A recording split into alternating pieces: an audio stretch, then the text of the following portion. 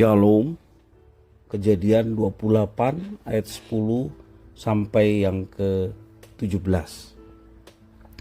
Maka Yakub berangkat dari Beersheba dan pergi ke Haran.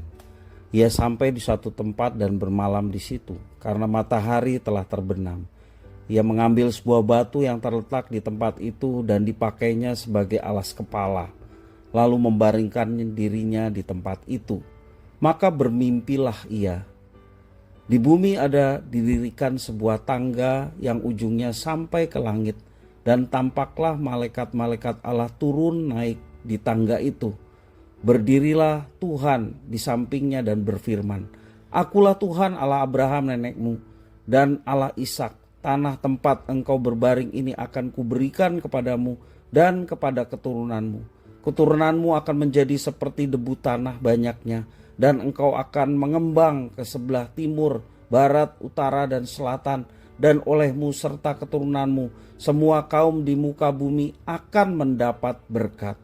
Sesungguhnya aku menyertai engkau, dan aku akan melindungi engkau kemanapun engkau pergi, dan aku akan membawa engkau kembali ke negeri ini, sebab aku tidak akan meninggalkan engkau, melainkan tetap melakukan apa yang kujanjikan kepadamu." Ketika Yakub bangun dari tidurnya, berkatalah ia, "Sesungguhnya Tuhan ada di tempat ini dan aku tidak mengetahuinya." Ia takut dan berkata, "Alangkah dahsyatnya tempat ini. Ini tidak lain dari rumah Allah. Ini pintu gerbang surga." Dalam dunia ini tidak seorang manusia pun yang sempurna tanpa kesalahan. Sehebat apapun seseorang, ia tetap manusia fana yang memiliki kelemahan dan kekurangan. Mungkin kelemahan itu bisa berasal dari sifat atau watak, karakter, budaya, dan lain sebagainya. Kekurangan itu bisa saja menimbulkan dampak negatif dalam setiap pengambilan keputusan dalam hidup kita. Satu-satunya cara bagi Yakub untuk terhindar dari ancaman dan dendam kesumat Esau adalah melarikan diri ke rumah pamannya Laban. Pelarian Yakub merupakan dampak dari kekeliruannya memahami berkat dan janji Tuhan. Ia memahami berkat Tuhan hanya dari sisi lahiriah atau materi. Ia tidak melihat janji Tuhan dari sisi rohani dengan datangnya Mesias sebagai juru selamat berkat bagi dunia melalui garis keturunan Abraham, Ishak, dan dirinya Yakub. Pada akhirnya kisah pelarian Yakub menimbulkan tragedi kehidupan. Ia harus berpisah seumur hidup dengan ayah yang telah ditipunya dan juga ibu yang menyayanginya.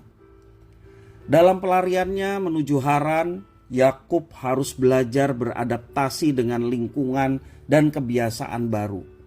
Ia harus tidur di tempat terbuka dengan batu sebagai alas kepala. Tentu saja kondisi itu sangat memprihatinkan dan tidak nyaman bagi Yakub. Mau tidak mau ia harus memaksa dirinya untuk beristirahat agar keesokan harinya ia dapat melanjutkan perjalanannya. Akan tetapi ada satu hal yang tidak pernah diduga oleh Yakub, yakni Tuhan Allah nenek moyangnya, yakni Abraham dan Ishak, menyatakan dirinya melalui sebuah mimpi. Yakub melihat ada tangga menuju surga dan malaikat Tuhan lalu lalang di tangga itu. Ia menyadari bahwa tempat itu dipakai Tuhan untuk menyatakan keberadaannya dan menaungi dan melindungi Yakub. Disinilah Yakub mendapatkan pendidikan dari Tuhan Allahnya. Peristiwa yang mencerahkan dan menguatkan dari Tuhan bertujuan untuk meluruskan jalan kehidupan umatnya, termasuk kita. Ketidaksempurnaan kita dapat dipakai Tuhan untuk menggenapi rencananya. Hal tersebut dapat terlaksana jika kita mau membuka diri, dibentuk, dan merespon sapaan dan uluran tangan Tuhan. Dan percayalah, Tuhan tahu keberadaan kita. Karena itu siapapun kita, bagaimanapun keberadaan kita, apapun beban hidup yang sedang kita alami, Mari kita tetap bersandar kepada Tuhan. Maka Dia yang akan menyatakan rencana dan rancangannya yang terbaik dalam kehidupan kita. Tetaplah dalam rancangan dan rencananya, maka kita akan melihat campur tangan Tuhan dalam kehidupan kita. Bahkan mujizat yang Tuhan nyatakan sebagai bentuk kasih dan kuasanya kepada umatnya, itu akan dialami oleh setiap umatnya, anak-anaknya yang senantiasa bersandar dan berharap kepadanya. Mari kita senantiasa bersandar kepada Tuhan. Alamilah penyertaan dan berkat Tuhan yang boleh kita lihat sepanjang kehidupan kita.